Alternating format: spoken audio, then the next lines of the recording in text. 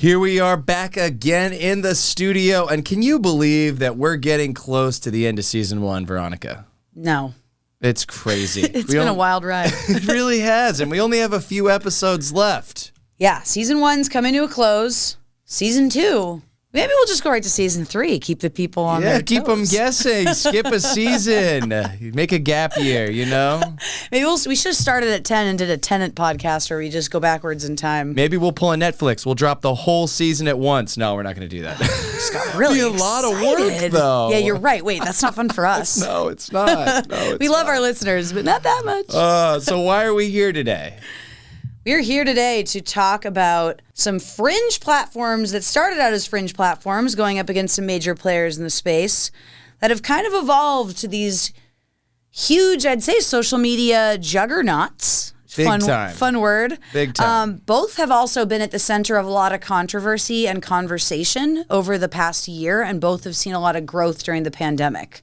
So I feel like we couldn't do a whole season of Brand to Brand without talking about OnlyFans and TikTok. And the two of those on a headline is provocative, honestly. It is. You're listening. Whoever's listening, you're listening right now, so we got you. It's clickbait. But it's an important big picture conversation for all brands that are trying to navigate a equally growing, complex social media environment and marketing landscape. Gone are the days where you see business cards with Facebook and Twitter, gross, pixelated logos on the cards. People don't do that anymore. It's creepy to say, follow me on Facebook. And these new brands are leveraging and changing the game for content creators. So with that, let's get into it. Let's get ready to rumble! OnlyFans or TikTok? No judgment either way, okay? I'm going to take TikTok, Tom. I'm going to let you swim through OnlyFans. I'm going to let... spoiler alert, Tom had to do a lot of research, and I just had to watch him suffer through. I thought I was going TikTok, so I guess the research that I did is not going to be relevant. And I should say, full disclosure, I've not been on the OnlyFans platform. But in part of my research, I've talked to a lot of people that have. Part of my intent to go to heaven, I haven't either. You can find hell on TikTok. You can find hell anywhere. I'm taking TikTok. I have been so blown away. I think at first, and if anyone listened to the last episode about influencer marketing, we've uncovered that Veronica is an early stage curmudgeon. I thought we uncovered we were both influencers. That too. So I think when TikTok first started gaining popularity, I didn't really get it. There's a lot of people doing dances, and it is a music-forward platform. There are a lot of trends that are aligned with songs, which I guess makes sense because it became available worldwide, started by a company in China that actually still owns the rights to the underlying algorithms of the technology. It became worldwide available in 2018 after merging with a company called Musical.ly. I would assume it's Musical.ly. So I think a lot of people, when they think TikTok, don't think that it's such a visual medium. They don't think about I would these, say both of audio these are trends. Visual. Both of these are visual mediums. Oh, God. We're just going to keep on chugging along. I just had to because they are both visual platforms. I think in one way, right, the OnlyFans route, content contributors, content creators are getting paid for their content. Nobody's getting paid for their TikTok dance moves. They are in the form of the advertising and some of the other things that they can do on the platform, how they're being leveraged. But it's a very, very interesting thing. You talk about these people that spend all of these times working on these TikTok competitions, these dance move competitions, and they have these houses, people that all live together, whether it's Instagram or TikTok, that are all working together kind of collaboratively. Yeah, you don't hear about a lot of OnlyFans houses because I think those are illegal. I mean, OnlyFans started in 2016. I think what's interesting about this platform is it's kind of been just kind of a ghost under the radar really until 2020. Nobody really knew about it, or it was kind of, as we discussed before, kind of this fringe social network. And with the pandemic, a lot of these social channels have just been exploding. I mean, I can talk to you about my data here. You can tell me yours. But specifically in terms of numbers of creators, it's quintupled from 2019 to 2020, and the total number of paid fans, and we'll get into how you get paid on OnlyFans, went up 500%. So just absolute explosion in terms of adoption. I mean, TikTok, very similar. I think the pandemic changed that as well. You had a lot more people at home. OnlyFans, because users got paid for their content, had a source of income by immediately turning to this platform. And for those of you we are dancing around the topic of OnlyFans, if you know what OnlyFans is, these jokes are hitting. If they're not hitting, you might not know what OnlyFans is. It is a platform where users are able to sell exclusive access to content. However, based on whoever started this platform and kind of where it's evolved, they do allow people to sell, we will say not safe for work, photos, nude photos, and risque video. photos, video, and it allows people to access that exclusive content. They work really hard at OnlyFans to sell the concept that they are all about solving an important problem. If I go to OnlyFans right now and I'm there, I'm not logging in. Don't worry. Don't worry. Humble brag. I'm not going to get in any trouble here. Sign up to support your favorite creators. But- very nice concept because so many people are putting so much great stuff out online and getting nothing for it. It's not like you can log on and post one picture like OnlyFans and boom, you're making money. And it's interesting because both of these platforms faced in some way some kind of a, I guess you could call it censorship in a way, but a ban, this ban that was coming. TikTok's was in 2020, where our former president basically said he was worried that there was some fear that China would be able to track and data mine U.S. citizens through TikTok, which the TikTok responded basically saying they would never provide user data to the Chinese government, and nor they ever would if they were actually asked. That was a huge thing. Remember there was like a doomsday date where Trump was like, we're going to shut it down. We're going to shut it down. We're going to shut down TikTok.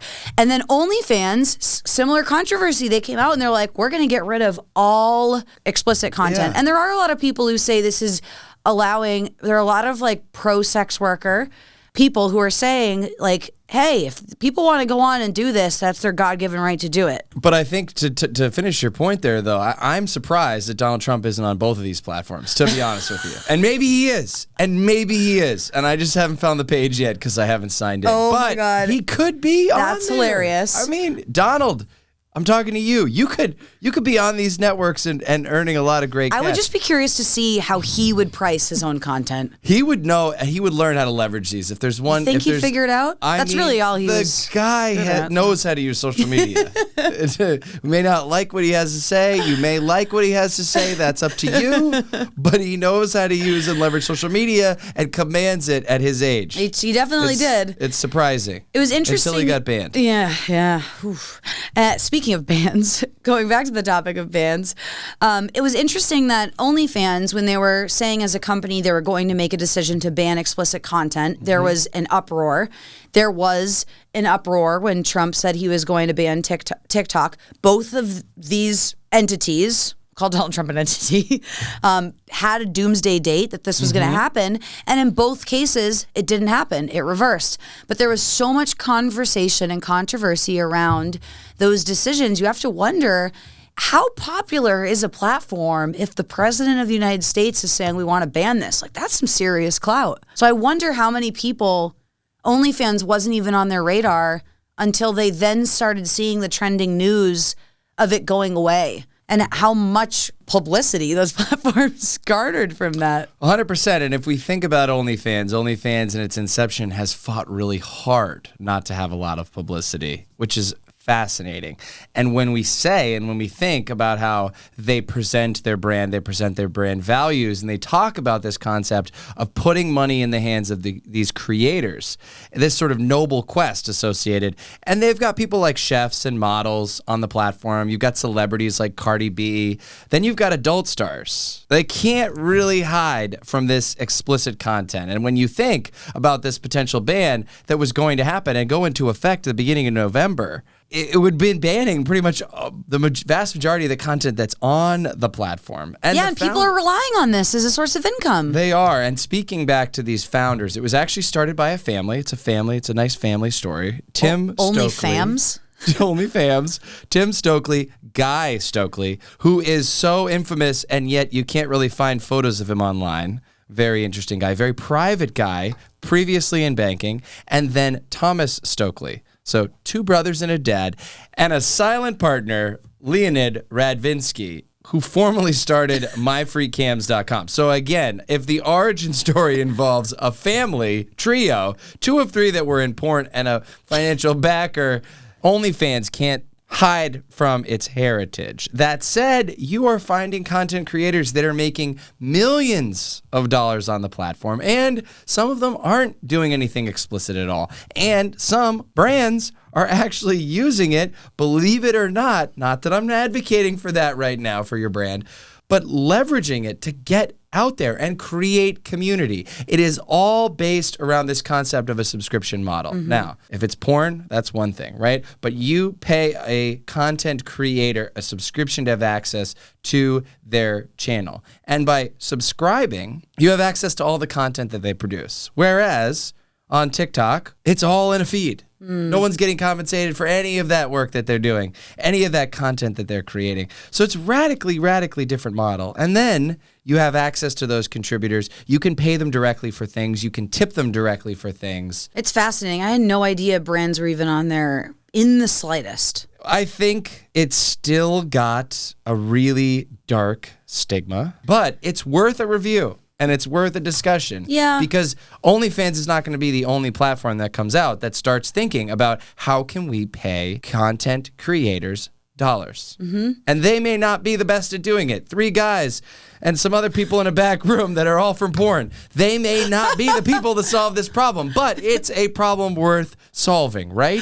How do we protect intellectual property? We've talked about before on this show. How do we give money to the creators? You're a meme maker, right? Oh, thank you. You should get paid for that work. You are right. And it's so easy for people. You're right. I want to protect my IP. I got to start making my memes NFTs. What the hell am I doing? Or like put them on OnlyFans. My OnlyFans would be like the 3 people in my meme group. So it's great. Shout out. Oh, my God. I think TikTok being such a user-generated content by the people, for the people, there's less of a space for that, but you are still seeing how brands are figuring out how to leverage TikTok. The NBA, 12 million followers, launched a campaign aimed to enhance global awareness with young people of the NBA, which is interesting. Chipotle launched a burrito campaign where they encouraged users to dress up in costumes and post stuff, and it had over 4 billion views when they first launched this. So brands are definitely figuring out there's a space for them. But it's interesting. It is such a Gen Z fueled medium where you're allowing these content creators to really fully be themselves and be authentic. 100%. But even more than that, the nice thing about the algorithms behind TikTok is they're incredibly democratizing. Your first view as you scroll is not just simply things that you follow. It's things that are for you. So if you know someone that wants to launch a cooking vlog or some sort of new career, and they want to showcase self-help videos online or really anything and everything, business tips, etc., you can put it out there, power it with the right hashtags, and boom, you're in front of an audience that you would have never had access to. I think a lot of people are missing that. They just think it's another way to do the same thing. It's another take on an Instagram Reels or a some other video forward platform. But it's not. It is interesting, and it's interesting because we'd be remiss if we didn't talk about some of the other juggernauts, which we've already mentioned, but Instagram, one of them, launched Reels. Similar thing, these full bleed videos where people can just endlessly scroll. And the way that you scroll through video content is similar to the binge watching culture that we've kind of created where Netflix, there's like now it's like a 2-second if you end an episode where it's like starting next episode in 3, 2, 1. Oh, and I it love just, that. that's almost like the same. It's like just feed me the stream of content. Facebook's definitely another one. There's obviously a dark side and another component beyond what's relevant for your business with some of these platforms. I think Facebook has come under fire. It feels like a lot over the past couple of years for a lot of this where... Past couple days. Past couple weeks. Yeah, like how many Facebook times has Zuckerberg talked to the Senate at this point Facebook is in hot water because everybody now knows what's hiding behind the scenes. And what's hiding behind the scenes is profit over people, right? But that's just corporate America, folks. That is corporate America. That's kind of how I feel. It's like, no shit. Yeah. Like, what did we expect? We gave that guy billions of dollars. You think he's going to be a good person? And we put a bunch of Congress people that didn't understand how the internet even worked in charge to police that. Come on. What do you think's going to happen? Getting back to OnlyFans and getting back, like, who's actually on OnlyFans that isn't, showing a boob or a butt? Just one single boob. Yeah, just one. I don't know. I mean, maybe just audio. I don't know. Rebecca Minkoff, a designer. She's out there, and the first greeting that she presents on OnlyFans is all about like, hey, I'm not here to show you anything inappropriate. I'm here to connect with you. I'm here to share with you. I'm here to bring you into my journey. And you have other influencers on the space. You have people like Dr. Alex George, who's a former reality star, and Mandy Macias, a musician from Spain that in the break of the pandemic couldn't do concerts anymore and wanted to get out to her audience and launched OnlyFans and was creating content and playing content and putting it out there. And people could subscribe and they could pay, and that allowed her to have an income throughout the whole process. And there's many, many more stories just like that. So where there's darkness, there's also lightness, and OnlyFans has created and carved out a place specifically for that. I love it. Power to the people. I wanted to play a quick video from a gal on YouTube talking about her OnlyFans journey. Okay, so when you join OnlyFans, you have to wait like 24 to 72 hours for your account to even be approved before you start like setting your price or doing your bank stuff or whatever. So I set it all up, and then like 5 minutes ago, my account just got approved. So that was a content contributor, someone that actually wanted to try this out, actually conduct a challenge in some ways, didn't necessarily want to share any explicit content, joined the network and fired up a OnlyFans account, went through the approval process, figured out how much she wanted to charge for her subscription, and made all things start to finish $3,000 in a week. And her top producing content, we'll say, was foot pics. I have to say, men have been sneaking peeks at women and doing some creepy, weird shit for so long, and women haven't reaped a dollar from that. No. So if women are now gatekeeping Now and saying, they have you the upper friggin' pay hand." me if you want to be a weirdo, go off, sis. I support it. Oh my God. That's not going to be the takeaway from the episode, but it's a scary world that we're in. And obviously there's a dark side to all of these channels. Definitely. And these are two channels that are provocative, and that's why we're here to talk about them. I feel like the best way to also share some of the story of TikTok, we've talked about their algorithm, the For You page, the spotlight. It is interesting how there are a lot of people who are like, I feel like TikTok is starting to like read my thoughts. Oh God. Let's go. Okay, has anyone else noticed that your For You page has been a little too accurate lately? It hasn't been things that I'll Google or I talk about. It's been thoughts. TikTok knows everything about us. To understand how it knows users so well, the Wall Street Journal created over 100 automated TikTok accounts, or bots, that watched hundreds of thousands of videos on the app. We also spoke to current and former executives at the company. Officially, the company says that shares, likes, follows, and what you watch all play a role in what TikTok shows you. We found that TikTok only needs one of these to figure you out: how long you linger over a piece of content. Every second you hesitate or rewatch, the app is tracking you. I just want to quiet the noise. Through this one powerful signal, TikTok learns your most hidden interests and emotions and drives you deep into rabbit holes of content that are hard to escape. I think the best part here about the Wall Street Journal's research is that it uncovers one of the most addicting things about TikTok, and it's its algorithm. And people love the algorithm. They love what the algorithm does, but there's a scary side of that. It just shows, like, those that are constructing these algorithms are able to detect all of these micro interactions that tell them so much about each of us. But the nice thing is, for anybody that's, starting to utilize that platform, is any piece of content you put out there with the right hashtags, they're willing to throw out there and give it a shot. And you don't necessarily get that everywhere. And now for something completely different. Since we're here talking about business, I don't know if there's really a place in terms of work for OnlyFans. Really depends on your industry, but I'm going to focus our work today on TikTok. This platform certainly is not for every brand, but if your marketing team is considering venturing into the space, here are some tips I think that will help you as you're getting started. First, leverage the hashtags. We've talked about the virility of these platforms. We've talked about the fact that TikTok sort of favors new content contributors, gives them the opportunity, gives them a shot in the limelight. And because TikTok favors users' content based off of the videos that they've liked or that they've engaged with, how long they've listened to them, that's a huge opportunity for brands. Second is understand the algorithm. And I know that's impossible. I'm not physically asking you to understand. But the point is that you should research and understand how each of your videos are behaving, which ones are getting the most reach, and utilize that, drive that back into how you're working with the platform and the content that you're creating.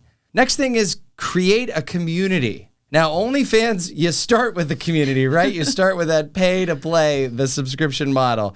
But still, a brand's goal on TikTok really should be to get the viewer to connect with and then purchase your product. And in order to do so, you really need to create a little bit of credibility, a community of followers and fans that will go beyond just simply viewing the content and commenting, but actually sharing on it as well. Next advice would be going live. It's an underutilized component and feature of TikTok, but it is one that can be really successful and strong for those that properly leverage it, and it can get you tremendous visibility. The last thing is use captions. A lot of people are scrolling in the dark. They're scrolling with no audio on. And so the way for you to get the most impact for these short form video pieces is for you to have them set up for success with captions. So people that are listening with their audio off can still get access to that great content. So if you had to take anything away from the show, what would it be? So many things, but I guess the core one would be if you're in need of a little additional income and you have nice feet. No. It's launching that porn career has never been easier on today's prevailing social networks. I'm sorry. No, but seriously, it has never been easier to utilize prevailing social media to attract new audiences. And for a lot of people, that is scary. The internet is a scary place. A lot of what we talked about today was the rosy colored glasses view of both of these platforms because there is a tremendous dark side. But any brand managers, brand enthusiasts, chief marketing officers, company leaders, you got to be thinking about what is next for your brand. And we can use the takeaways that we covered from today's episodes to find ways for you to attract new audiences and move your brand forward. And with that, we're out, folks. Thanks so much for listening to Brand to Brand. If you like what you heard, hit the subscribe button, leave us a review, and don't keep us a secret. Tell your friends.